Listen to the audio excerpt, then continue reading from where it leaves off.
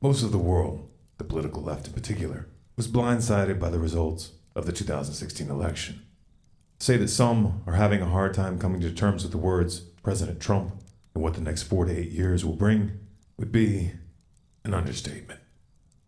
Those who told you that a Trump presidency was impossible were quick to remix the pre-election narratives, framing the Donald as something of a Hitler 2.0 and attempting to position themselves as leaders of a new resistance. Self-reflection still seems to be off the table. On the other end of the spectrum, you have those who took Trump's promises at face value and who actually believe he will make America great again, proclaiming the dawn of a new age of conservatism as the stock market rose to record highs before he actually took office. Let's just cut to the chase. Is Trump going to usher in a new era of prosperity and innovation, or is he going to be the one standing in the center ring when the circus tent comes down? Remember, some voted for Trump as a political Molotov cocktail. Trump is a businessman, you say. He's going to make things happen. Cut taxes, cut regulation, invest $1 trillion in infrastructure, including a ginormous wall, punish companies that move factories overseas, rebuild the military, restore relations with Russia, start a trade war with China, and a new arms race would create jobs. There's a lot to unpack there, and those debates are worth having. However, much of this hinges on a variable that Trump doesn't control: the Federal Reserve. The Federal Reserve has held interest rates at near zero for close to a decade. They also engaged in quantitative easing from 2009 to 2014, accumulating $4.5 trillion worth of mortgage-backed securities and treasury notes. This inflated stock and bond market bubbles of historic proportions. When a friendly face is in the White House, crashes are typically attributed to a war, terrorist attack, or some other external variable. A Trump presidency, however, is an excuse in and of itself. Word is the Fed is leaning towards increasing interest rates aggressively in 2017 and may engage in anti-inflationary measures to offset Trump's infrastructure stimulus plans. That means that the flow of money and credit is about to be tightened. It also means the Fed is setting itself up for a showdown. If Trump plays by the rules, he'll have to wait till 2018 to replace Janet Yellen. A lot can happen within that time frame. Trump's personality is a wild card. He's impulsive, he fights dirty, fights to win. If Trump goes to war with the Federal Reserve, this could get out of hand in ways that most can't even imagine, especially when geopolitics are factored in. As a result, the US dollar's position as a world reserve currency is going to be in play. Add to that backdrop a little social unrest on the domestic front. If recent history serves as any indicator, we can count on seeing some kind of racially charged flashpoint involving the police during the Trump administration, probably before 2017 is over. It's also fairly safe to say that some of these protests will turn violent and destructive. The trend has been towards escalation. Having Trump in charge will take this to a new level.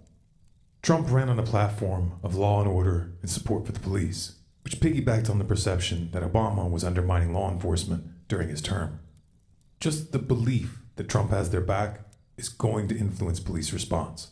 They're going to be more confident, more aggressive, and if Trump offers even so much as a word of encouragement, they will go into full crackdown mode, which would of course throw gasoline on a fire.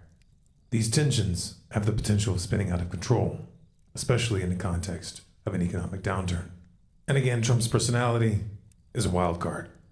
Trump is also about to inherit, thanks to Obama and Bush, the most extensive and technologically advanced surveillance apparatus the world has ever seen, the power to order extrajudicial assassinations anywhere in the world, and a military which has been authorized by the NDAA to detain anyone, anywhere, including U.S. citizens, indefinitely without trial. To top it off, Trump is filling his administration with former generals, some with combat and counterinsurgency experience. He has everything he needs to implement a full-fledged military dictatorship, and the left has no one to blame but themselves. Trump did not, however, start off on a good foot with the alphabet soup agencies. He has an enemy contingent in the deep state which wants to take him down and has the means to do it. Replacing upper management won't be enough to neutralize this threat. These agencies have black budgets and off-the-book programs that defy accountability, and lots of experience toppling upstart regimes. Failure to rein them in could be fatal. The most important trap, however, will be on the geopolitical front. Years of backing Sunni jihadists in Syria failed to unseat Assad. and Trump has vowed to reverse U.S. policy. Israel was openly supporting the Sunni axis. They wanted a full-frontal regime change in both Syria and Iran for many years, but the Obama administration tied their hands. Then Russia stepped in, tipped the balance, and the Shiite crescent not only survived, but grew stronger. The Israeli-Sunni axis needs another path to war, so they're changing tack. On January 13th, 2017, just 7 days from the inauguration, Israel bombed a Syrian government airport. This provides a glimpse of the years to come. Israel's strategy is simple: provoke Syria and/or Iran until one of them retaliates, which would of course provide cover to take territory. Turkey is likely to make another move in Iraq and/or Syria as well, while the Saudis continue bombing Yemen to rubble. Israel feels confident that Trump will defend them at all cost. Indeed, he's given this impression. But will he take the bait? Here, Russia is a wild card. What happens if Russia moves quickly to provide Syria and Iran with the means of defending themselves? What happens when Putin and Netanyahu are competing for Trump's ear? With all the other variables in play, will Trump even have the means to influence the outcome in this region? Expect alliances in the Middle East to shift rapidly during the Trump years, with unexpected consequences. In particular, watch for a play on oil that undermines the petrodollar. Making America great again was never on the menu. Trump wasn't supposed to win. He was supposed to be the decoy. This was reality television does politics. Literally. The Democrats thought he was so bad he would take attention off of Hillary's baggage. So the Clinton campaign pulled strings with their friends in the media to help him in the primaries. We know this thanks to the John Podesta email leaks.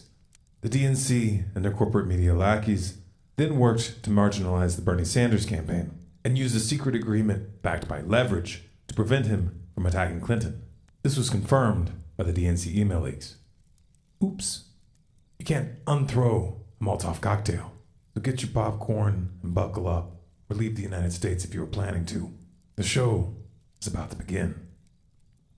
This video is Creative Commons. You have permission to download, copy, and distribute it by any means. If you would like to support our work, you can donate at stormcloudsgathering.com/donate. You can find the transcript, sources, and original video at stormcloudsgathering.com at the link below.